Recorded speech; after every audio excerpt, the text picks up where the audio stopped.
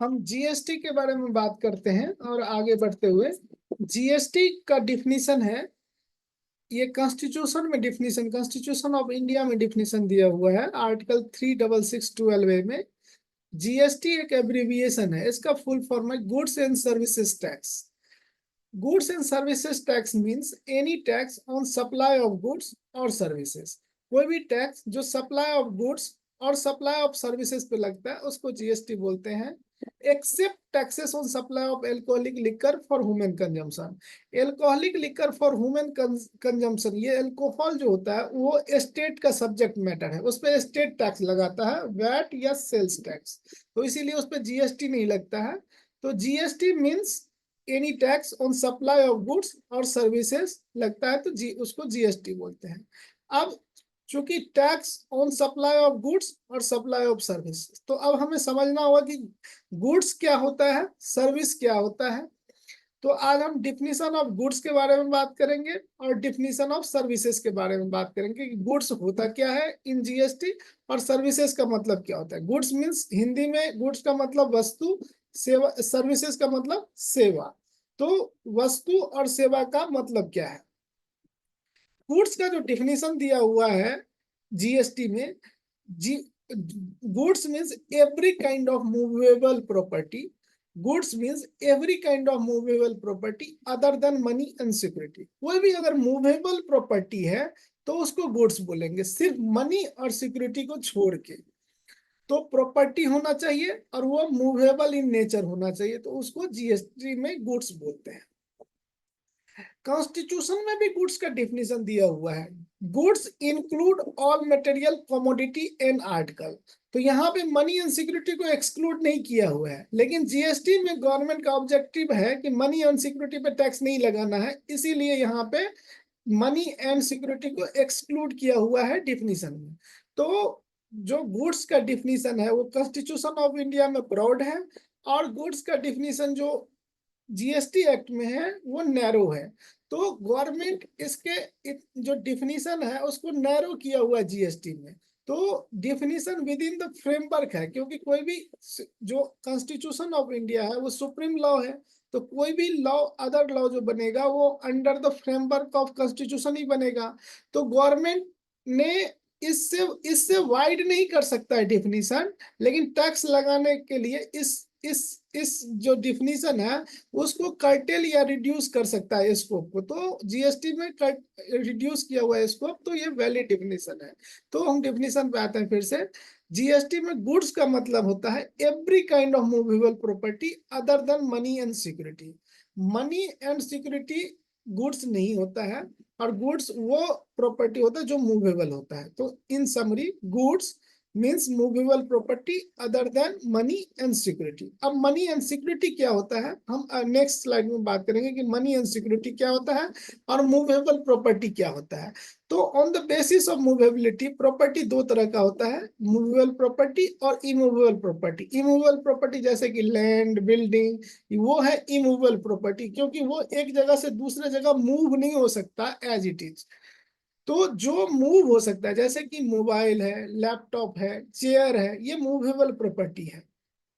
Money का मतलब होता है legal tender, cheque, draft, traveller cheque, foreign currency, ये सारा मनी के डिफिनीशन में आता है। तो ये मनी भी गुड्स नहीं होता है। सिक्योरिटी का मतलब होता है शेयर, डिवेंचर, ये जो होता है ये सिक्योरिटीज होता है। तो सिक्योरिटी भी गुड्स नहीं है, तो इसीलिए जो सप्लाई ऑफ सिक्योरिटी होगा उस पर जीएसटी नहीं लगेगा, और सप्लाई ऑफ मनी होगा तो उस पर जीएसटी नहीं लगेगा, क्योंकि मनी और सिक्योरिटी गुड्स नहीं है। अब हम बात करते हैं कि सर्विसेज क्या होता है। Services means anything other than goods, money and security. Money and security goods भी नहीं था और सर्विसेज भी नहीं है। और सर्विसेज का डिफिनीशन काफी वाइड है कि कुछ भी जो कि गुड्स नहीं है, मनी नहीं है और सिक्योरिटी नहीं है, तो वो सर्विसेज होगा। Anything other than goods, money and security is services but include. अब इसमें दो क्लॉज है कि कुछ मनी एंड सिक्योरिटी तो सर्विसेज नहीं है, लेकिन activity relating to the use of money for which separate consideration is charge is services. जैसे आप लोन लेते हैं तो लोन आपको मनी में मिलता है, कैश मिलता है या चेक मिलता है, तो वो सर्विसेज नहीं है, लेकिन उस लोन के लिए आपसे इंटरेस्ट चार्ज करता है, सेपरेट कंसिडरेशन चार्ज कर रहा है, तो वो इंटरेस्ट सर्विसेज है, activity relating to the use of money. आप उस मनी को यूज कर रहे हैं और उसके लिए एक separate consideration in the form of interest आपसे चार्ज किया जा रहा है, तो वो सर्विसेज है। लेकिन if transaction is only in money, सिर्फ मनी मनी में ट्रांजेक्शन होगा तो वो सर्विसेज नहीं है। लेकिन अगर मनी का ट्रांजेक्शन हो रहा है और उस पे उसके यूज के लिए आपसे कोई एक सेपरेट अलग से कंसिडरेशन चार्ज कर रहा है तो वो सर्विसेज है। Second, activity relating to the conversion of money from one form मतलब कि यूएसडी टू अनदर फॉर्म और करेंसी, यूएसडी से आईएनआर में या यूएसडी से यूरो में, या मतलब वन फॉर्म, एक फॉर्म डॉलर से यूरो में या रुपीज से डॉलर में अगर आप कन्वर्ट कर रहे हैं और उसके लिए अलग से सेपरेट कंसिडरेशन चार्ज किया जा रहा है तो वो सर्विसेज है। जैसे आप $100 लेके जाते हैं और आपको मनी चेंजर बोलता है कि इसको हम 80 रुपीज के रेट से आपको देंगे, मतलब 100 मल्टीप्लाइड विथ 80 रुपीज, लेकिन इसके लिए हम 2% का आपसे कमीशन चार्ज करेंगे। तो वो जो 80 इंटू 100 और उसका दो जो 2% है वो सर्विसेज है, ओनली 2% है, जो 8,000 का 2% आएगा वो सर्विसेज है। लेकिन सिर्फ जो 80 रुपीज का कन्वर्ट कर रहा है वो सर्विसेज नहीं है, क्योंकि वो मनी में ट्रांजेक्शन हो रहा है। सर्विस मीन्स एनीथिंग, अगर सेपरेट कंसिडरेशन वो जो 2% के लिए चार्ज कर रहा है, सिर्फ इस वजह से वो सिर्फ 2% जो वैल्यू हो रही है वो सर्विसेज है।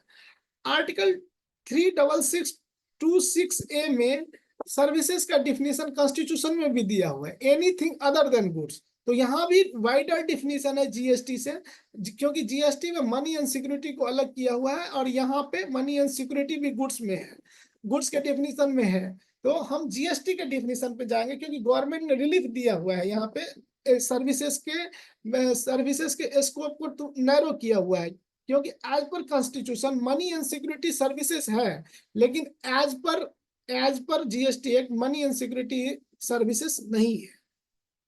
तो services means anything other than money, security and goods. तो पहले हम गुड्स, कोई भी चीज को डिटरमाइन करने के लिए कि वो गुड्स है या सर्विसेज है, तो पहले हम चेक करेंगे गुड्स है कि नहीं। गुड्स होने के लिए क्या होना चाहिए कि मूवेबल प्रॉपर्टी होना चाहिए और मनी एंड सिक्योरिटी नहीं होना चाहिए। तो कोई भी अगर मूवेबल प्रॉपर्टी है तो वो गुड्स हो जाएगा, अगर वो गुड्स नहीं है, कोई भी चीज गुड्स भी नहीं है, मनी नहीं है और सिक्योरिटी नहीं है, तो वो सर्विसेज है।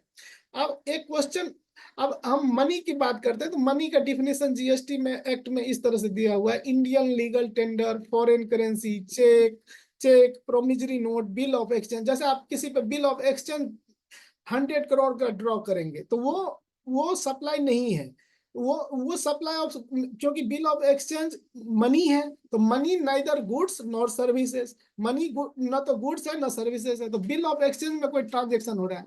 बैंक जैसे नीरव मोदी को लेटर ऑफ क्रेडिट दिया था बैंक ने, तो letter of credit suppose 100 crore का दिया, तो वो ट्रांजेक्शन इन मनी है, तो उस पे जीएसटी नहीं लगेगा। लेकिन उसके लिए कुछ कमीशन चार्ज कर रहा है तो उस पर जीएसटी लगेगा, क्योंकि उस सेपरेट कंसिडरेशन चार्ज हो रहा है। तो इस क्लॉज में जो ये जो है यूज ऑफ मनी, जो आपको वो लेटर ऑफ क्रेडिट दे रहा है और उसको यूज करने के लिए आपसे एक सेपरेट कंसिडरेशन चार्ज कर रहा है नीरव मोदी से, अगर कमीशन के फॉर्म में फॉर यूज ऑफ मनी, तो उस पे जीएसटी लगेगा। लेकिन सिर्फ लेटर ऑफ क्रेडिट दे रहा है तो लेटर ऑफ क्रेडिट मनी है तो उस पे जीएसटी नहीं लगेगा। कोई draft, pay order, traveller cheque, money order, postal और any instrument recognised by reserve bank of India is money. Security का डिफिनेशन मैं बात कर ही चुका हूँ। इस शेयर, स्क्रिप होता है, ये स्क्रिप्स जैसे कुछ स्क्रिप होता है जब आप एक्सपोर्ट करते हैं तो रोड टैप, ROCTL, MEIS, इस तरह के कुछ स्क्रिप होते हैं जो DGFT इशू करती है। स्टॉक, बॉन्ड, डिवेंचर, ये सब सिक्योरिटी है। तो जैसे आप स्टॉक खरीदते हैं, शेयर खरीदते हैं 10 करोड़ का, तो उस पर जीएसटी नहीं लगेगा, क्योंकि सिक्योरिटी ना तो गुड्स है ना सर्विसेज है, तो इसीलिए इसके सप्लाई पे जीएसटी नहीं लगेगा। कोई डिवेंचर खरीदते हैं या कोई बॉन्ड खरीदते हैं 10 करोड़ का, तो उस पे जीएसटी नहीं लगेगा। तो इसीलिए जब आप डीमैट अकाउंट में ट्रांजेक्शन करते हैं तो उसमें जो आप सेल परचेज करते हैं उस पे जीएसटी नहीं लगता है, लेकिन आप जब सिक्योरिटी में ट्रांजेक्शन करते हैं और उसके लिए ब्रोकर जो कमीशन लेता है, तो वो एक आपको सिक्योरिटी में ट्रांजेक्शन करने दे रहा है और उसके लिए अलग सेपरेट कंसिडरेशन चार्ज कर रहा है, तो वो सिर्फ कमीशन पार्ट पे जीएसटी लगेगा, ना कि होल पूरा ट्रांजेक्शन वैल्यू पे नहीं लगेगा, only to the extent of commission पे जीएसटी लगेगा। तो ये सिक्योरिटी का डिफिनेशन हो गया मनी का। और इमूवेबल प्रॉपर्टी का जीएसटी एक्ट में डिफिनेशन नहीं है, इसका जनरल क्लॉज एक्ट 1917 में डिफिनेशन है कि immovable property means immovable property include land, benefit arises out of land, or anything which is permanently fastened to earth or embedded into the earth is immovable property। कोई भी अगर चीज permanently attached है land के साथ तो उसको immovable property कहेंगे। जैसे स्विमिंग पूल है तो वो इमूवेबल प्रॉपर्टी है, तो वो गुड्स नहीं है, क्योंकि वो गुड्स होने के लिए मूवेबल प्रॉपर्टी होना जरूरी है। तो ये इमूवेबल प्रॉपर्टी का डिफिनीशन है। मूवेबल प्रॉपर्टी का डिफिनीशन नहीं है, तो इसको हम जनरल क्लॉज एक्ट के संदर्भ में समझ सकते हैं। अब क्वेश्चन आता है कि वेदर लैंड इज गुड्स और सर्विसेज। तो लैंड क्या है, पहले चेक करेंगे कि ये गुड्स है कि नहीं। तो गुड्स का डिफिनेशन क्या है, every kind of movable property other than money and security. तो लैंड तो मूवेबल प्रॉपर्टी नहीं है, इसीलिए गुड्स नहीं है। अब सर्विस के डिफिनेशन पे आ जाता है कि सर्विस है कि नहीं लैंड। तो सर्विसेज का डिफिनेशन क्या है, anything other than goods money and security is services. तो ये गुड्स नहीं है तो सर्विसेज है। तो as per GST act land जो है वो सर्विसेज है एज पर क्लासिफिकेशन। लेकिन एक जीएसटी एक्ट में ही सीजीएसटी एक्ट में शेड्यूल 3 है, उसमें शेड्यूल 3 का जो हेडिंग है वो है कि एक्टिविटी और transaction which shall be treated neither as supply of goods nor supply of service. कुछ एक्टिविटी को वहां पे लिस्ट डाउन किया हुआ है कि उसको ना तो हम सप्लाई ऑफ गुड्स मानेंगे ना सप्लाई ऑफ सर्विसेज मानेंगे। उसमें एक एक्टिविटी है सेल ऑफ लैंड। तो सेल ऑफ लैंड वैसे अगर बाय सिर्फ हम सिंपली डिफिनीशन से जाए तो services means anything other than goods money and security is services. तो लैंड जो है एज पर डिफिनीशन ये सर्विसेज है, लेकिन बाय वर्च्यू ऑफ शेड्यूल 3 जो कहता है कि एक्टिविटी और transaction which shall be treated neither as supply of goods nor supply of services. तो sale of land, sale of building भी सर्विसेज के डिफिनीशन में आएगा, क्योंकि ये गुड्स नहीं है तो सर्विसेज है। लेकिन बाय वर्च्यू ऑफ शेड्यूल 3 इस पे जीएसटी नहीं लगेगा, क्योंकि इसको नाइदर सप्लाई ऑफ गुड्स माना जाएगा न सप्लाई ऑफ सर्विसेज माना जाएगा। इसमें इसी तरह के एक्टिविटी है जैसे services by employee to employer, ये सर्विसेज है तो इस पर जीएसटी लगना चाहिए। लेकिन शेड्यूल 3 आइटम है ये निगेटिव, इसको निगेटिव लिस्ट भी बोल सकते हैं कि उस ट्रांजेक्शन पे जीएसटी नहीं लगेगा। जो कोई एम्प्लॉई अपने एम्प्लॉयर को सर्विस दे रहा है उसका पैकेज 10 करोड़ है तो जीएसटी लगना चाहिए। लेकिन शेड्यूल 3 के एक्टिविटी में, शेड्यूल 3 में ये ट्रांजेक्शन और एक्टिविटी नोटेड है, लिस्टेड है, इस वजह से इस पे जीएसटी नहीं लगेगा। Thank you.